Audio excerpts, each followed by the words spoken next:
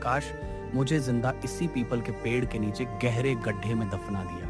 और दुनिया को दिखाने के लिए ठाकुर ने यह अफवाह फैला दी कि राधा और देव शहर भाग गए हैं। हमारी आत्माएं इस पेड़ की जड़ों में कैद हैं। जब तक उस पापी को सजा नहीं मिलेगी, हमें मुक्ति नहीं मिलेगी। आकाश भैया, क्या आप हमें न्याय दिलाएंगे? तो ये कहानी केवल मनोरंजन के उद्देश्य से प्रस्तुत की गई है। इसमें दर्शाए गए पात्र, घटनाएं और स्थान काल्पनिक हैं। किसी जीवित या मृत व्यक्ति, स्थान अथवा वास्तविक घटना से किसी भी प्रकार की समानता मात्र संयोग मानी जाए।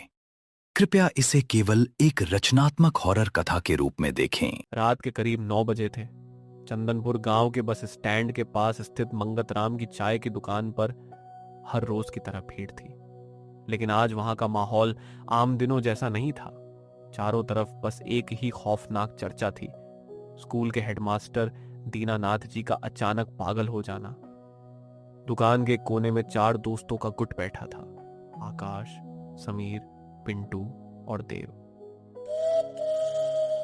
भाई, मैं तो सच कह रहा हूँ, गांव में रुकना अब खतरे से खाली नहीं है। तुमने देखा दीनानाथ जी की क्या हालत हो गई है।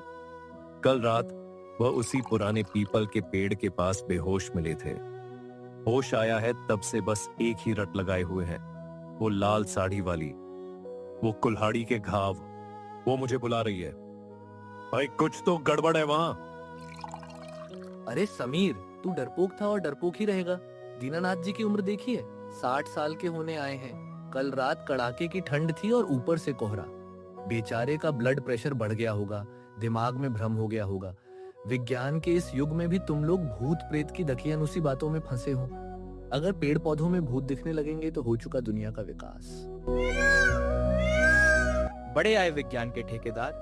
आकाश, शहर से इंजीनियरिंग की पढ़ाई क्या कर ली? तू तो खुद को भगवान समझने लगा।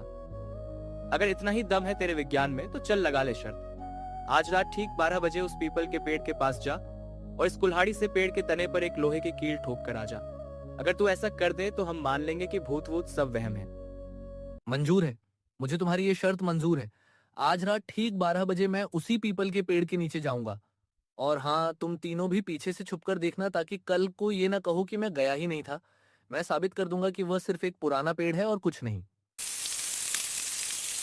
आकाश, मत जा भाई, जिद छोड़ दे। कुछ चीजें हमारी समझ और विज्ञान से परे होती हैं। हर चीज का सबूत नहीं मांगा जाता। वहां जाना मौत को दावत देने जैसा है।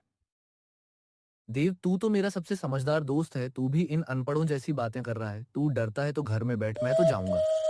रात के 11:45 बज चुके थे। चंदनपुर गांव की सीमा पर सन्नाटा पसर चुका था।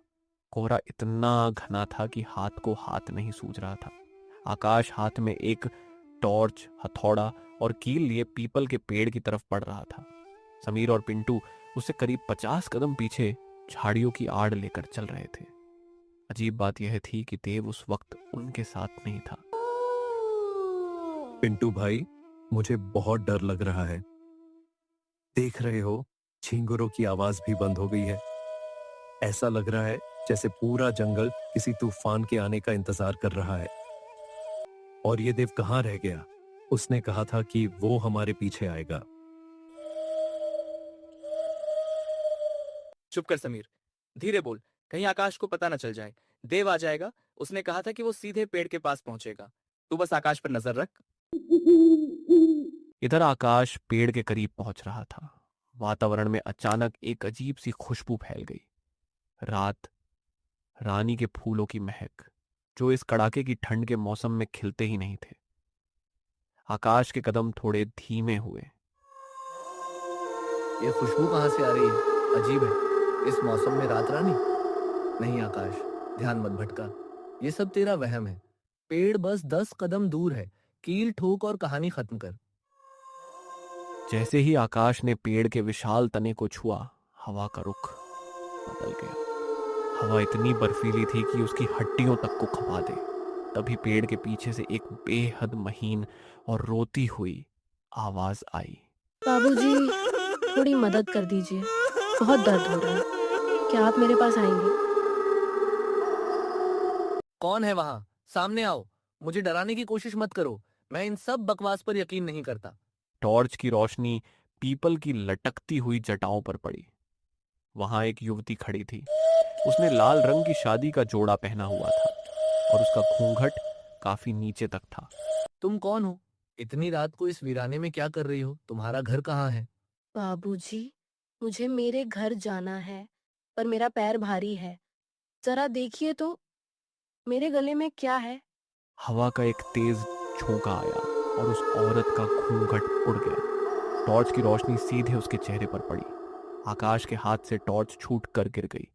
उस औरत का चेहरा नीला पड़ा हुआ था। आंखों की जगह सिर्फ दो गहरे खून से सने काले गड्ढे थे और उसके गले पर कुल्हाड़ी का एक इतना गहरा घाव था जिससे ताजा लाल खून बह रहा था। अरे बाप रे, ये क्या है? हे भगवान, बचाओ मुझे, वरना यह चुड़ैल मुझे मार देगी। कोई है, बचाओ मुझे। मेरी लाश ऊपर लटकी है बाबूजी। मेरा अंतिम संस्कार करवा दीजिए ना। आकाश ने कांपते हुए ऊपर देखा। पीपल के पेड़ की सबसे ऊंची डाल पर उसी लाल साड़ी में लिपटी एक सड़ी गली लाश फांसी के फंदे पर झूल रही थी। आकाश का दिमाग सुन्न हो गया। वह पीछे की तरफ भागा और जमीन पर गिर पड़ा। आकाश खिसकते हुए पीछे भागने की कोशिश कर रहा था। तभी समीर और पिंटू दौड़ते हुए उसके पास आए और उसे संभाला। आकाश, आकाश, क्या हुआ भाई? तू चिल्ला क्यों रहा है? तू ठीक तो है ना? भागो, यहाँ से भागो। वो भूत, दीनानाथ जी सच कह रहे थे। पेड़ पर लाश लटकी है। वो चुड़ैल मुझे मार डालेगी। शांत हो जा आकाश, देख यहाँ कोई नहीं है। हम तेरे पीछे ही खड़े थे। लेकिन तू ये देख, सामने कौन आ रहा है? घने कोहरे को चीरते हुए एक आकृति उनकी तरफ बढ़ी। वो कोई और नहीं बल्कि उनका चौथा दोस्त देव था। देव धीरे धीरे चल रहा था, लेकिन उसके चलने की कोई आवाज नहीं आ रही थी। देव भाई, तू आ गया। शुक्र है भगवान का। देख देव, मैं गलत था। यहाँ सच में कुछ है। चल जल्दी यहाँ से भागते हैं। देव आकर आकाश के सामने खड़ा हो गया, लेकिन देव का चेहरा पूरी तरह पीला था। उसकी आंखों से आंसू बह रहे थे। मैंने कहा था ना आकाश, मत आ यहाँ। तूने मेरी बात क्यों नहीं मानी?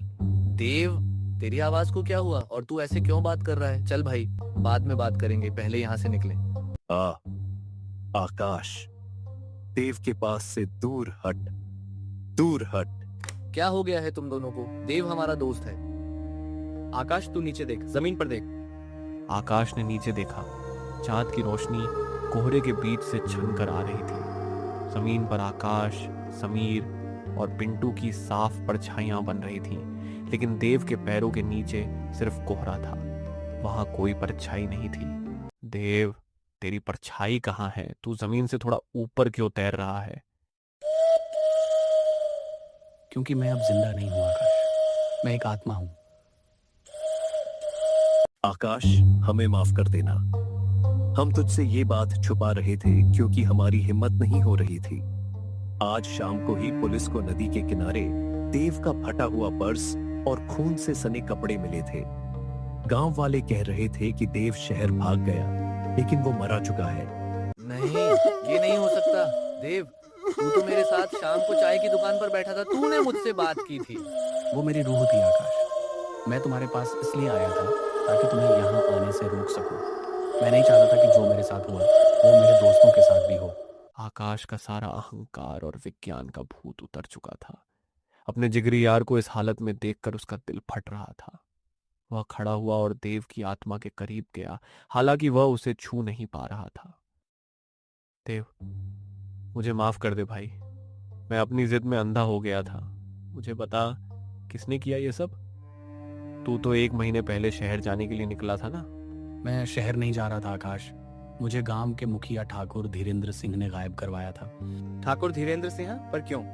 उनकी तुमसे क्या दुश्मनी थी?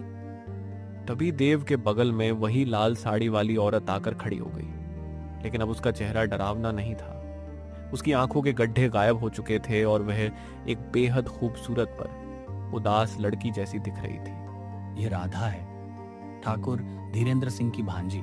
राधा अनाथ थी और ठाकुर के घर में ही रहती थी। हम दोनों एक दूसरे से प्यार करते थे और शादी करना चाहते थे। जब ठाकुर को इस बात का पता चला तो उसका राजपूती अहंकार और इज्जत का भूत जाग उठा।